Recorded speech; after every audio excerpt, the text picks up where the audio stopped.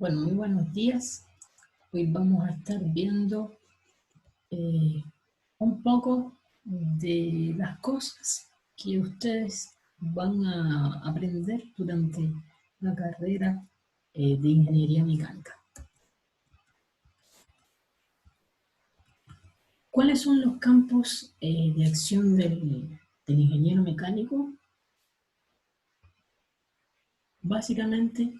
todos estos que se presentan en el esquema, donde yo voy a partir primeramente de una etapa de diseño, después voy a tener ya lo que es la fabricación, la operación, el mantenimiento y el reciclaje. Todo esto se encuentra interconectado, porque cuando yo realizo el diseño de una pieza o de un elemento,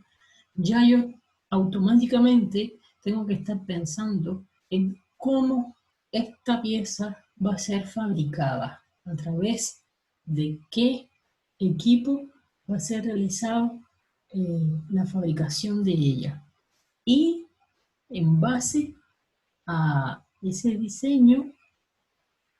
ese diseño me va a estar cumpliendo la labor para la cual está siendo elaborada la pieza, ya en el sentido de lo que es la operación. ¿Cuál es la función que esa pieza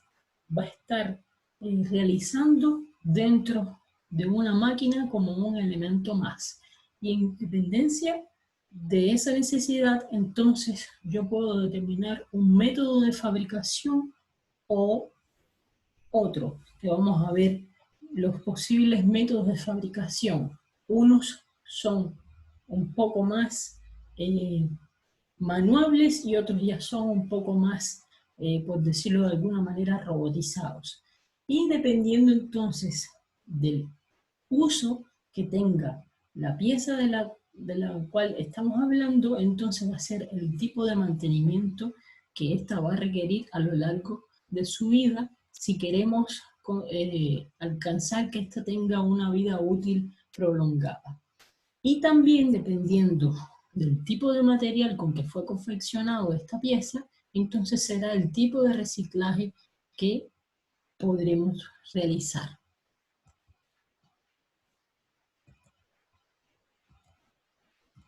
Dentro de las acciones de diseñar y de producir se encuentran estas tres otras acciones, donde primero voy a tener el CAD, después el CAE y después el CAM. El CAD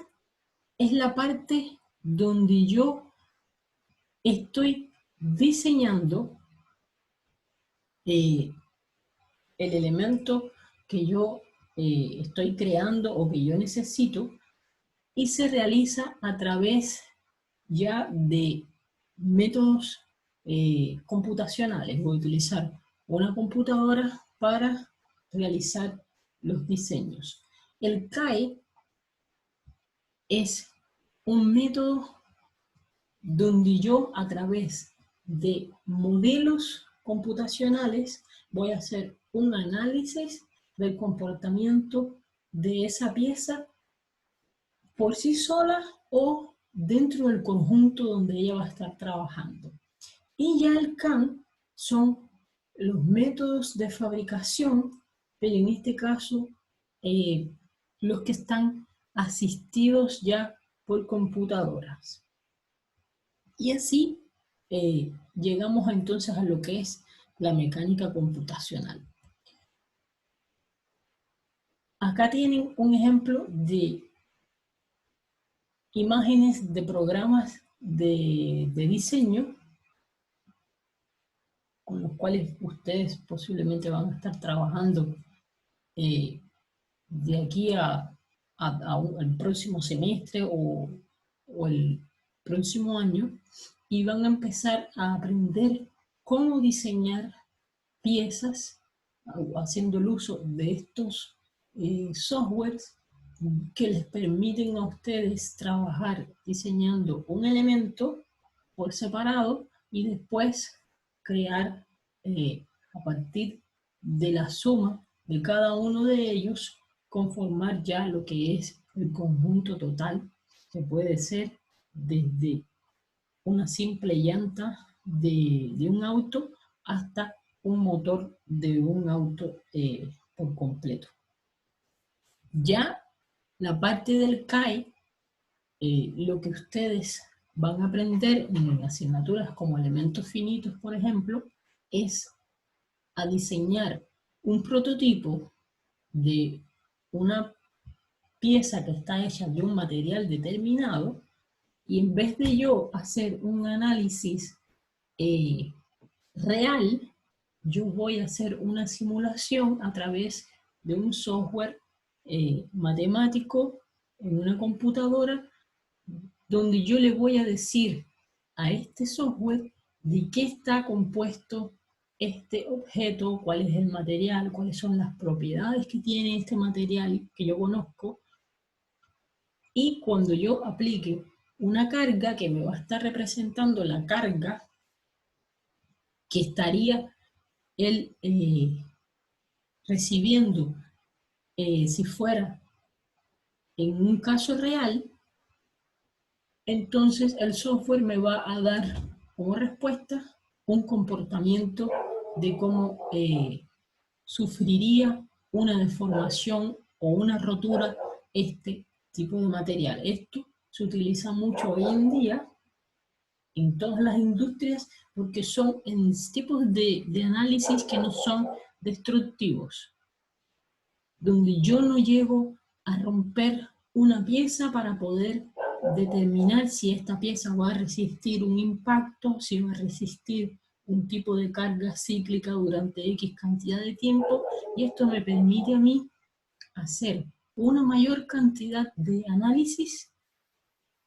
cuando yo podría estar realizando experimentos prácticos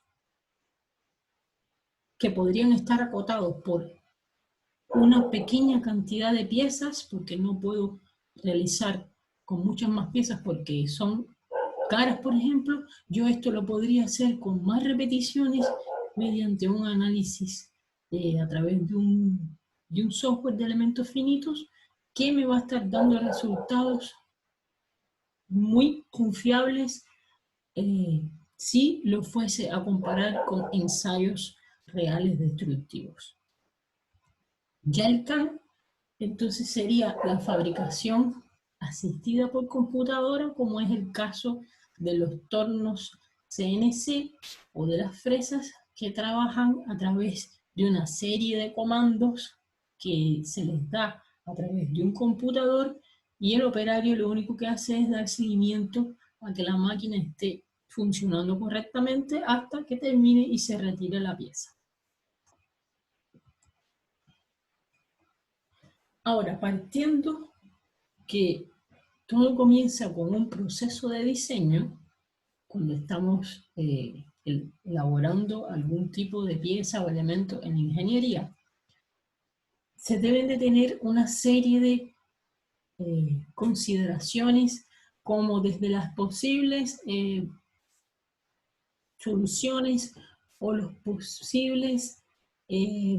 métodos que yo puedo utilizar para conseguir el diseño adecuado para mi pieza. Todo esto va de la mano de las restricciones físicas a las cuales va a estar atado este elemento que yo estoy diseñando. De si él, por este diseño que yo estoy realizando, puede tener una determinada geometría o no, porque dependiendo las geometrías que son muy complejas, no solo me traen problemas de diseño, sino que me traen problemas a la hora de la fabricación, y cuando ya se encuentre operando puede generar una posible rotura de la misma. Y son cosas que se consideran cuando se está diseñando, el no crear, por ejemplo, bordes muy acentuados, porque son puntos de concentraciones de fallas. Esto sigue de la mano con el cumplimiento de normas y leyes que ya se encuentran establecidos para evitar este tipo de problemas futuros que puede traer en el funcionamiento de la pieza, lo que cual me garantiza la seguridad en el trabajo de la misma, y a la misma vez yo estoy contemplando y desarrollando restricciones que pueden ser económicas, garantizando el buen uso de los materiales y los procesos, evitando el desarrollar una pieza que me pueda representar un problema de rotura en un futuro. Dentro de las soluciones de mi proceso siempre voy a tener de la mano primero el material, el costo y el proceso como tal al cual yo voy a estar usando para elaborar esta pieza o este elemento que yo necesito. Existen numerosos procesos de fabricación. Pueden ser de producciones de piezas, producciones de materias primas o semiproductos y producciones de máquinas y ya conjuntos como tal. Dentro de la producción de las materias primas se encuentran ya la parte de lo que es la química, la metalurgia, la fundición y el laminado de perfiles. Porque este conjunto trabajan directamente con lo que son los materiales y me permite hacer una mezcla de los materiales, como es el caso de la fundición y la metalurgia. Ya los procesos de producción de piezas, ustedes van a ver que se pueden realizar a través de soldadura, de maquinado, que es donde entran los tornos, de la misma fundición, de la conformación y del troquelado. Estas son cosas que la van a ver en la asignatura de ciencias de los materiales, elementos de máquina y demás. Y dentro ya de la fabricación de lo que son ya las máquinas y los conjuntos, entonces tendríamos procesos de fabricación que pueden ser por ensamblaje, empernado, la soldadura, el remachado y el encolado. Son procesos que, como yo estoy uniendo diferentes partes, entonces llevan otro tipo de tratamiento, como es el uso de la soldadura o de un remache o de un perno y así sucesivamente. Acá pueden ver dentro de los procesos de fabricación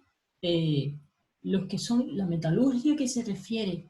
a la parte que tiene que ver con la fundición de los materiales y la unión de uno o dos tipos de materiales diferentes, el laminado, donde yo tengo un perfil de un material X, en este caso son los metales, y yo a través de hacerlo pasar por rodillos, yo lo que hago es que mudo la estructura de ese perfil, creando a la salida un perfil que se encuentra ya en forma de lámina, como lo dice la palabra, laminado, y que a la vez me está cambiando la estructura de los granos que presenta ese material en su interior. Al inicio podemos ver en la figura que el material aparece con unas divisiones mayores, eso se llaman los tamaños de granos, ya de la microestructura del material, del metal, y después de pasar por estos rodillos que lo que hacen es que lo comprimen, entonces ellos se deforman, se reagrupan y disminuyen en sus tamaños y se crean nuevos contornos de granos que después en ciencia de los materiales van a ver que se consigue o no con un tamaño de grano mayor, con un tamaño de grano menor, y cómo eso me puede variar las propiedades mecánicas de un material. El proceso de conformado es parecido al proceso de laminado, pero en este caso ya yo tengo una forma específica con la cual yo deseo que esta lámina termine, y entonces ya el elemento me va a salir prácticamente con el diseño final que yo deseo. ¿Qué podemos tomar de acá? Que los materiales son sustancias de las que están formados los objetos o productos, que son los ingredientes principales para el desarrollo, y que nosotros podemos trabajar en la obtención de nuevos materiales o modificar las propiedades de los existentes. Esto es algo que van a ver durante la carrera, que nosotros, a través de diferentes técnicas que existen, como el tratamiento térmico, por ejemplo, yo le puedo, a través de un aumento de temperatura, yo puedo cambiar las propiedades mecánicas de un metal en este caso, donde yo le puedo aportar más resistencia al desgaste, más resistencia a la fatiga. A través de un tratamiento químico le puedo aplicar resistencia a la corrosión, y así sucesivamente. Ahora, hablando de materiales, el ingeniero siempre debe conocer qué materiales son los que se usan, cómo es su comportamiento y cómo es que estos materiales se transforman. Para llegar a eso yo tengo que conocer los tipos de materiales que existen, donde acá vamos a partir de estos tres, que son los metálicos, los polímeros y los cerámicos. Los materiales cerámicos son sustancias inorgánicas, los metálicos son sustancias inorgánicas compuestas de uno o más elementos metálicos, pudiendo contener además elementos que no son metálicos. O sea, yo puedo tener una mezcla de elementos, no necesariamente tiene que ser uno. Tienen un tipo de enlace interatómico, y como características que tienen es su resistencia aceptable hasta media temperatura, son buenos conductores del calor y la electricidad, tenaces y deformables por lo general, y poseen alta densidad, o sea, tienen una gran concentración de partículas en un pequeño espacio o volumen. ¿Dónde los vemos aplicados? En casi todas las cosas que tenemos en nuestro día a día, desde una broca, el chasis de un auto, una sierra, y elementos ya como engranajes, ejes, etc. Los materiales cerámicos, por otra parte, son sustancias inorgánicas, fundamentalmente compuestos por óxidos y sales metálicas, y presentan un tipo de enlace interatómico que es el iónico, pudiendo ser malos conductores del calor y de electricidad, frágiles e indeformables, resistentes a altas temperaturas, y poseen densidades medias. Ya estos materiales presentan una mayor porosidad dentro de su estructura, como son el ejemplo de los ladrillos, las porcelanas y los vidrios. En la mecánica los vamos a poder ver en la medicina, en el uso de los hornos como ladrillos refractarios, como uso de filtros, como aparece en la figura abajo, y como materiales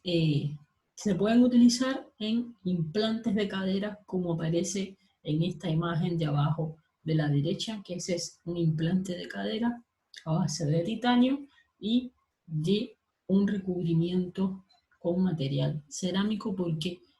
tiene buenas propiedades para lo que se conoce como el proceso de osteointegración, que no es más que la unión del hueso con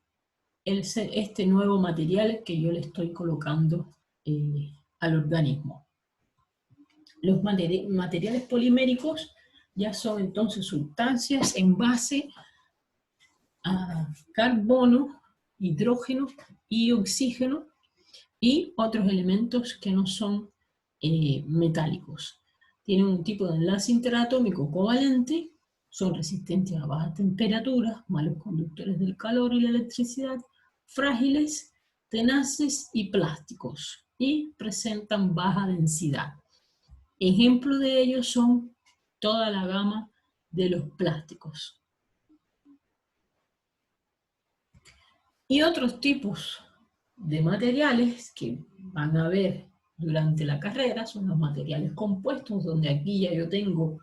varios tipos de materiales en una misma pieza, lo cual puedo aprovechar la resistencia al desgaste de uno, la dureza del otro, la flexibilidad de otro y conformar un conjunto que me dé toda esta serie de características en un solo elemento. Los biomateriales, que son aquellos que vienen de fuentes naturales, y los materiales semiconductores. Ahora, ¿cómo se comportan los materiales? No importa el tipo que sea, si es metal, si es polímero, si es cerámico, a partir de su estructura cristalina, donde acá les dejo un ejemplo de los tipos de estructuras cristalinas que existen, donde las más conocidas y que ustedes van a ver a fondo en Ciencia de los Materiales son la cúbica centrada en el cuerpo, la cúbica centrada en las caras y la hexagonal compacta. ¿Qué saco yo a partir del tipo de estructura y del material que estoy hablando? Las propiedades que pueden ser propiedades mecánicas, químicas, térmicas, magnéticas o eléctricas, dependiendo del uso al que yo le voy a dar a ese material. Entonces yo voy a perseguir las mejores propiedades que me van a hacer con que mi material consiga satisfacer para lo cual él está siendo utilizado. ¿Cómo se estudian estas propiedades de los materiales? A través de ensayos mecánicos, como son el ensayo de la fatiga, el ensayo de la tracción, el ensayo de fluencia, el ensayo de la fractura, a la dureza y a la resiliencia. El ensayo de la tracción es un ensayo donde yo voy a crear una probeta, que es este cuerpo que aparece al lado derecho de la diapositiva. Esta probeta va a estar compuesta del material que yo estoy estudiando, tiene que cumplir por norma con unas dimensiones específicas, y luego de que están listas las probetas, yo las voy a colocar en esta prensa que aparece al lado izquierdo, la voy a sujetar y yo lo que voy a hacer es que lo voy a estirar, voy a aplicar una fuerza de estiramiento, en este caso es fuerza de tracción, y el ensayo me va a ir representando toda la deformación del material a través de un diagrama como el que aparece en la diapositiva, donde yo voy a poder ver la zona elástica que posee este material y la zona plástica. La zona elástica en un material me representa la parte en que yo puedo estar realizando un esfuerzo sobre el material y si yo no sobrepaso esa zona, el material es capaz de retomar su posición anterior. Ahora, si yo paso esta zona de elasticidad, ya entro en lo que es la zona plástica, donde si yo me detengo, el material no es capaz de retomar su posición anterior y se va a quedar con la deformación que tiene hasta ese momento. Y si yo continúo hasta que pase el límite de de resistencia del propio material, entonces voy a llegar al punto ya de ruptura, donde se va a quebrar esta probeta y se termina el ensayo. Y ahí yo determino cuán resistente a la tracción puede ser este material que estoy analizando. El otro tipo de ensayo sería el ensayo de la fatiga, donde yo lo que hago es que someto una probeta, que tiene que tener también por norma unas dimensiones específicas, a movimientos cíclicos. Cíclicos es que se repiten constantemente durante un tiempo prolongado y este material se va a ir deformando poco a poco por una tensión o por una compresión que se esté ejerciendo sobre él, y va a llegar un momento en que se va a romper. Y esto me va a determinar cuán resistente a la fatiga es este material. El otro ensayo, que es ensayo de resiliencia o péndulo de Charpy, es para determinar si un material es resistente al impacto, como por ejemplo los martillos de abrir hoyos en las calles tienen que tener alta resistencia al impacto porque ellos están constantemente dando golpe para quebrar las piedras del suelo. Entonces, este tipo de materiales tienen que tener una alta resistencia al impacto. Y en este péndulo de Charpy, yo tengo un brazo que es grande, por lo general, el cual se mueve de esa posición que se encuentra inclinada hasta estar arriba. Yo lo llevo hasta los 90 grados, y en la parte de abajo, entonces yo coloco sujeta la probeta, que pueden ver ejemplos acá a la derecha de la figura. Acá a la derecha, donde estas probetas yo les voy a hacer un entalle, y este entalle se hace para crear una zona de mayor fragilidad en la probeta y conseguir con que ésta se rompa de una forma más rápida. La coloco en la zona de abajo y cuando el péndulo está en su posición superior, lo suelto, y al pasar por donde está la probeta, por el propio peso y velocidad, la va a romper. Esto está todo sincronizado con un sistema que me va a marcar la fuerza con que fue rota esta probeta, y así yo te determino cuán resistente al impacto es el material que estoy estudiando.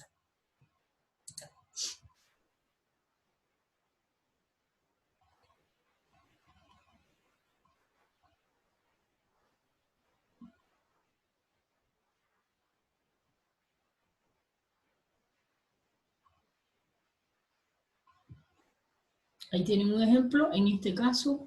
el material soportó hasta 100 joules de esfuerzo. Otro tipo de ensayo que me permite determinar propiedades mecánicas de los materiales es el ensayo de dureza. Existen varios tipos de ensayos de dureza, como son el Rockwell, el Vickers y el Brimels. El nombre viene dado por el tipo de indentador que yo voy a estar utilizando. ¿Quiénes son los indentadores? Estos elementos que aparecen acá en la parte superior, que tienen diferentes geometrías, son como una especie de punzones. El Rowell tiene una punta de diamante de forma circular o cónica, mientras que el Vickers lo que tiene es un indentador que tiene como una forma de pirámide, y el Brinell, ya en este caso, lo que tiene es una bolita que sería una esfera. Entonces, yo coloco en el elemento de la izquierda, que es el equipo del ensayo de dureza, coloco el material al cual yo quiero determinar la dureza, y hago bajar, hago subir a través de las palancas que se encuentran aquí abajo, voy rotando este tornillo que me va a hacer subir la pieza hasta que va a chocar con el indentador, y eso me va a dar, me va a reportar en la pantalla de la máquina un valor de dureza. La dureza no es otra cosa que la oposición que tiene un cuerpo a ser penetrado. Y eso es lo que me indica la dureza.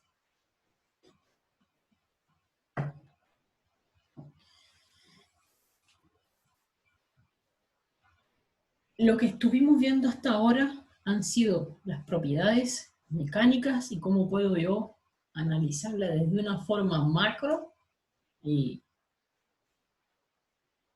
a través de diferentes ensayos, pero yo puedo hacer estudios que van ya más hacia dentro de la estructura de lo que son los materiales, donde yo voy a poder observar la composición y estructura de la cual está compuesta este material, los tamaños de los elementos que la componen y los tipos de configuración y sus fases. Y cómo, a través de qué se realiza todo esto a través de lo que se conoce como la metalografía, donde yo primero tomo un pedazo pequeño de la pieza y la preparo como probeta metalográfica. Para esta preparación yo le voy a ir pasando números de lijas que van desde las más gruesas hasta la más fina que hay, tratando de que la superficie de esta pieza, que generalmente se hacen en forma de un cilindro pequeño, hasta que la superficie de esta pieza me quede como si fuese un espejo. ¿Para qué? Para yo poder garantizar con que ella sea capaz de ser vista a través de un microscopio, que pueden ser microscopios ópticos simples, como este que aparece en la parte de arriba de la izquierda de la diapositiva, o microscopios que ya tienen un mayor alcance eh, por el zoom que poseen, como son el microscopio electrónico de barrido y el microscopio electrónico de transmisión, que me permiten ver ya de una forma más profunda las estructuras y las composiciones del material que estoy estudiando. Acá tienen como ejemplo microestructuras de hierro fundido,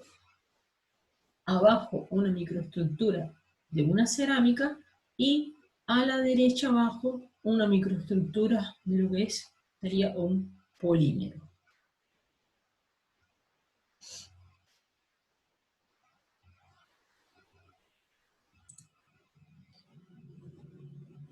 Ahora, si ya conozco las estructuras y las propiedades de un material, ¿las puedo modificar? Sí, las puedo modificar. Las puedo modificar a través de aleaciones, donde yo voy a estar uniendo dos o más tipos de materiales, y con eso yo estoy creando una aleación y un material nuevo con nuevas propiedades y características, nuevas estructuras. Las puedo realizar a través de una deformación plástica, Lo puedo hacer a través de reducción de tamaño de grano, que puede ser producto de un proceso como de laminado, como vimos anteriormente, o ya por una aplicación de un tratamiento térmico donde yo voy, a partir de cambios de temperatura, provocar modificaciones en la estructura y las propiedades de este material. ¿Cómo funcionaría un ejemplo de tratamiento térmico para cambiar estructuras y propiedades de los materiales? Yo tengo una primera etapa donde yo comienzo a aumentar la temperatura de esta pieza, de este elemento que yo quiero mejorarle sus propiedades, como por ejemplo puede ser un eje. Después voy a dejar durante una segunda etapa una temperatura específica que me va a garantizar la transformación del material por una X cantidad de tiempo. Después hago un enfriamiento que entonces se conoce como el temple, que dependiendo del tipo de temple es el resultado que yo voy a obtener con el material, que puede ser un normalizado o un recocido. Y esto va a depender del tipo de enfriamiento y de la cantidad de tiempo que se va a dejar para que la pieza se enfríe, o si es de forma natural o si es de forma provocada, como puede ser usando agua o aceite.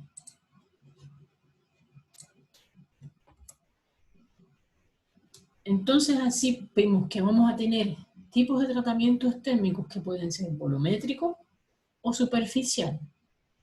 En el tratamiento volumétrico yo voy a estar calentando todo el volumen de la pieza, porque yo quiero que todo el volumen de esa pieza se mantenga con unas determinadas características, mientras que el tratamiento superficial yo me voy a concentrar en la parte en específico de la superficie que yo quiero que tenga unas mejores propiedades mecánicas, como es por ejemplo el caso de los cuchillos. El cuchillo debe mantener todo su, durante toda su estructura una buena resistencia, pero la parte que más tiene que tener resistencia al desgaste y de alguna manera al impacto es la parte donde se encuentra el filo. De ahí que donde se realice el tratamiento superficial en los cuchillos sea en la parte donde está el filo. Y el tratamiento volumétrico entonces lo puedo citar como ejemplo el de un eje. Si yo tomo un eje que fue elaborado en un torno y yo lo coloco directo en el elemento donde él va a trabajar, sea un ventilador, una bicicleta o un auto, ese eje no va a durar nada, porque no tiene un tratamiento térmico realizado. Ahora, si yo le aplico un tratamiento volumétrico, ese eje, aunque sea de materiales resistentes como son el acero, entonces ya él va a mejorar sus propiedades mecánicas y me va a soportar los esfuerzos para los cuales yo lo tengo pensado usar. Así el tratamiento volumétrico, yo puedo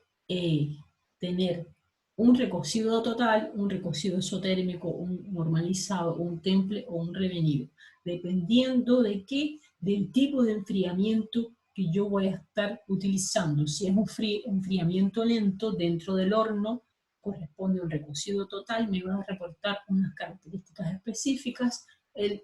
recocido isotérmico y el normalizado se realiza el enfriamiento en el aire, y el temple y el revenido, entonces yo hago un enfriamiento muy rápido donde yo utilizo agua o aceite. Depende del material y de las características que yo quiero obtener en la pieza final.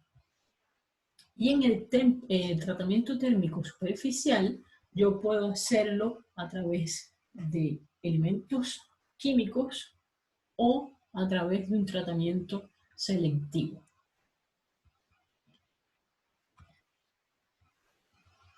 pensando que ya tengo todas, conozco las características, las propiedades, todo lo referente al diseño, proceso de fabricación, inmorting, me interesa entonces ahora el cómo conservar esta pieza que yo he ido dedicando tanto esfuerzo en que se realice de la mejor forma posible. Y la manera que yo tengo de alargar y prolongar la vida útil de esta pieza es a través del mantenimiento. Porque como dicen las frases que aparecen acá, cuando todo va bien, nadie se preocupa. Ahora, cuando va mal, entonces sale la cuestión de el por qué no se realizó algo antes para prevenir una catástrofe. De ahí que el mantenimiento sea una técnica que ha ido evolucionando con el tiempo, desde 1930 hasta el presente. Se han ido modificando las formas de ver el mantenimiento, donde antes, el mantenimiento de primera generación, se hacía solamente para corregir y se esperaba a que la pieza se rompiera, y ya hoy en día se realizan ya mantenimientos periódicos que son preventivos y predictivos para evitar con que se produzca una falla o una rotura, y se establecen para eso entonces grupos y mejoras para dar seguimiento a todo ese tipo de acciones. ¿Por qué puede venir dado un mal funcionamiento del mantenimiento? Puede ser por una cuestión de que no hay cultura de conocimientos de las necesidades de el mantener eh, un elemento en específico. Puede ser por falta de la tecnología adecuada o de conocer una nueva tecnología que me permita llevar a cabo este tipo de tareas, por no tener personal calificado para realizar este tipo de operaciones, y ya por una falta de un contexto operacional que no tiene una programación adecuada. Por ejemplo, si yo tengo un sistema hidrosanitario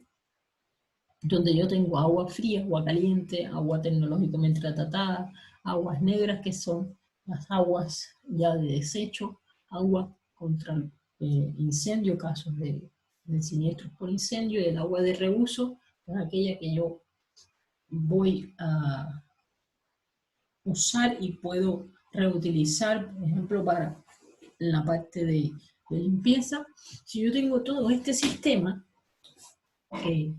yo como parte del sistema, para que este funcione, yo voy a necesitar de elementos como bombas, motores eléctricos, válvulas, filtros, surtidores, revestimientos, cañerías, que me van a hacer con que el sistema entre sí funcione de una manera correcta. Pero para yo poder controlar todos estos elementos, yo voy a necesitar, por ejemplo, en el caso de las bombas, medidores de flujo. En el caso de los motores eléctricos o del agua caliente, voy a necesitar medidores de temperatura para mantener el agua caliente una adecuada temperatura. También voy a necesitar revestimientos específicos. Para las aguas negras también necesito un tipo de revestimiento específico que me impida la filtración. Medidores de nivel para no ultrapasar los niveles que están establecidos, y sensores de parámetros químicos y biológicos. Entonces, si yo tengo toda esta serie de elementos y yo no les doy un adecuado mantenimiento a cada uno de ellos por sí solo, el sistema no me funciona o me puede empezar a crear un conjunto de fallas hasta que yo voy a tener que pararlo por completo. Y aquí la importancia del mantenimiento, que parte desde el diseño y la construcción y la selección y la instalación ya como tal, y continúa con la operación, el reacondicionamiento y el reciclaje. Con todo esto, realizando una buena gestión del mantenimiento, yo consigo optimizar el costo del ciclo de vida de mi sistema o de mi pieza o de mi conjunto de elementos. Y acá les traigo un ejemplo de una alineación por rayo láser, donde yo estoy previendo el que, producto de un desalineamiento, se me puedan ocurrir roturas ya de los elementos que componen la estructura.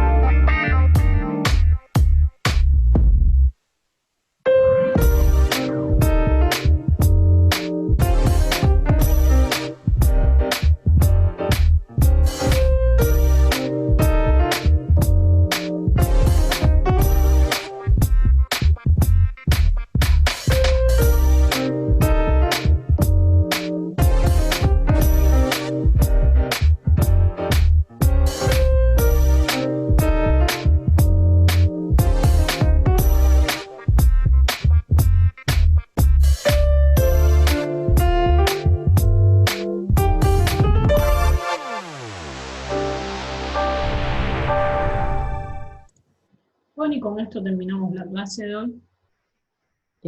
Nos vemos en un próximo encuentro.